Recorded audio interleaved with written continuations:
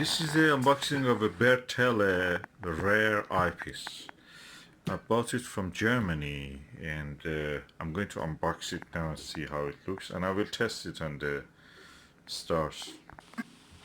Okay, let's open the box and see what is here.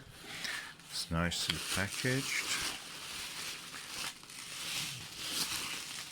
Just making sure that nothing was damaged during transport. And this is the eyepiece. It looks, Bertele is a design that was patented by the US Army, so nobody in the world can make it without breaching the copyright. Practically they're sitting on it and they're not letting anybody else use. That's the reason everybody goes for things like the Teleview, Nagler and such similar eyepieces, or a modified Bertele. This one I think is a Russian one. Okay, this is a modified Bertele eyepiece, a Russian one. I don't see anything written to show me that this is a Bertele, but anyway. It looks to be 1¼ inch.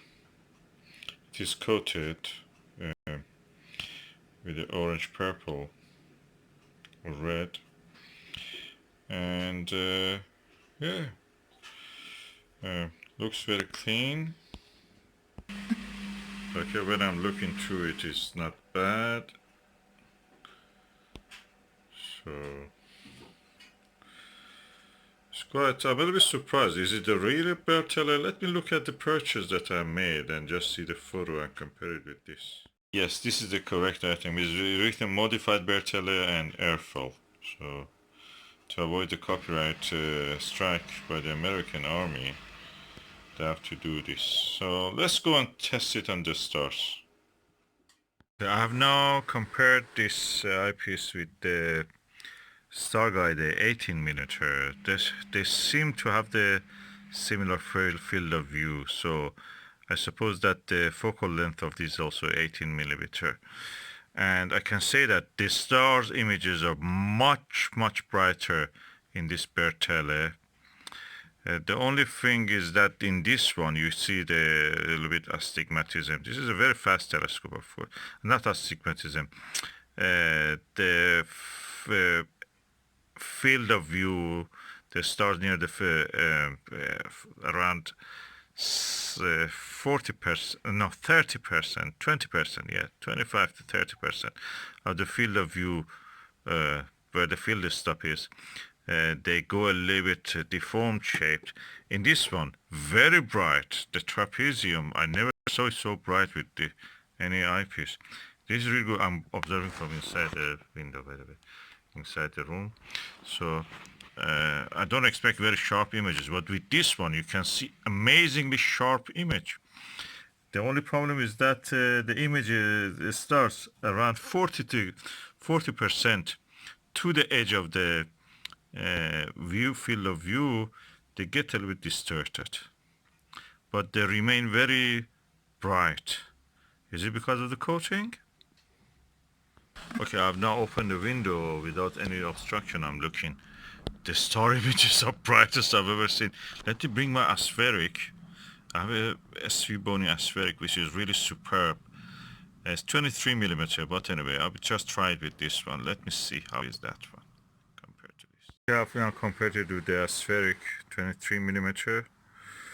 It seems they are not very far in the size of the field, so I suppose that is around 23mm also, probably, most probably. But it is a fast telescope I'm using here, f4 or something like that. It shows a lot of field curvature with this. The field curvature in this one is much better. I'm going to tell you what I'm going to do. This is a very good eyepiece.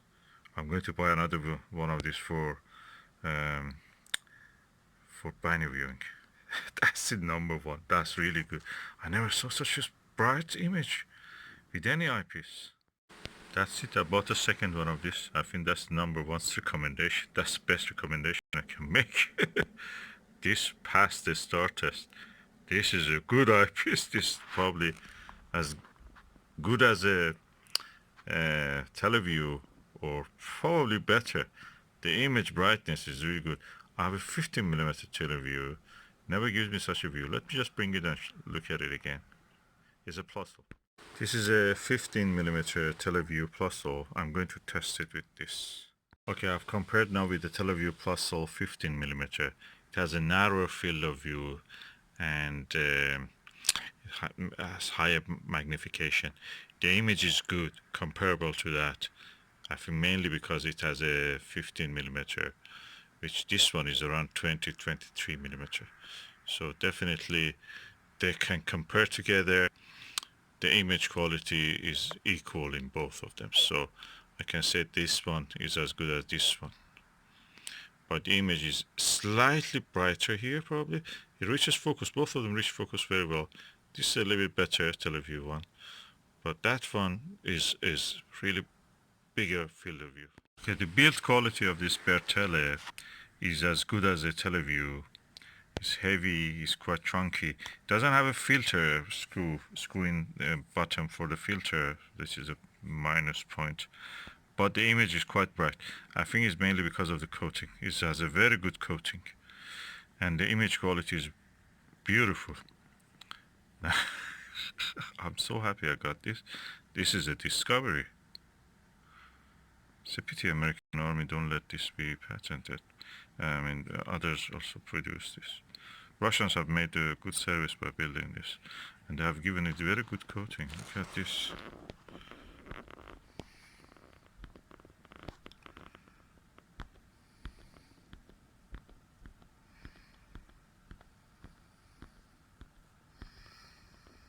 Beautiful eyepiece, and it shows the, we call it mouth of the fish in the trapezium of the Orion Nebula. Very well, very well. In this fast telescope, it's not very easy to see it with any eyepiece, but with this one you can clearly see it. I'm happy about the second one of this. The image contrast, the darkness of the background of the sky is amazing with this.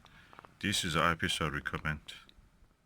I'm telling you, this eyepiece is top quality. It's a top quality eyepiece. If you find one of these, don't hesitate to buy it. This Russian modified Bertele airfoil is really good, really amazingly good. I'm looking at the Al-Nitak and Sigma Orionis. Goes to really sharp focus. This is a fast telescope. It should not really do like that, but you can reach really good contrast.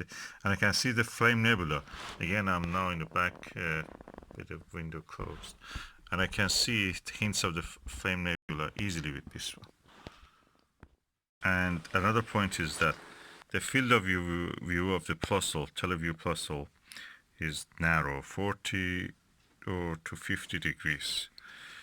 This is a 70 degrees field of view, and I'm telling you, I have several 70 degrees field of view eyepieces.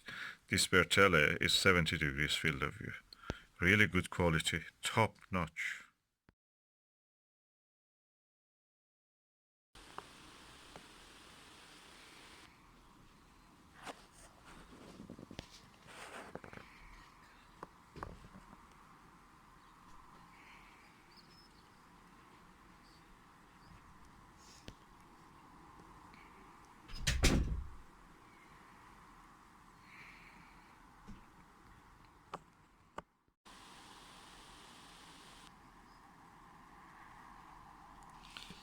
As you can see, the field of view is really large. It's almost like a 100 degrees one, although it is officially says it's 60 degrees. I think it must be more like 70 or 75. I cannot move my finger just to focus on the foot, but the camera cannot focus. The focus is real on the foot and on the markings on the foot. Very wide angle. Very comfortable for viewing. Okay, with a lovely sunny day, I'm using this Bertele eyepiece. Unfortunately, it's a bit bigger than the normal 1 1/4 eyepiece, so I'm just using 2 adapters for 1 1/4 to 1 inch. And through that, I can actually observe this very well, easy. And let's go and see what's the view.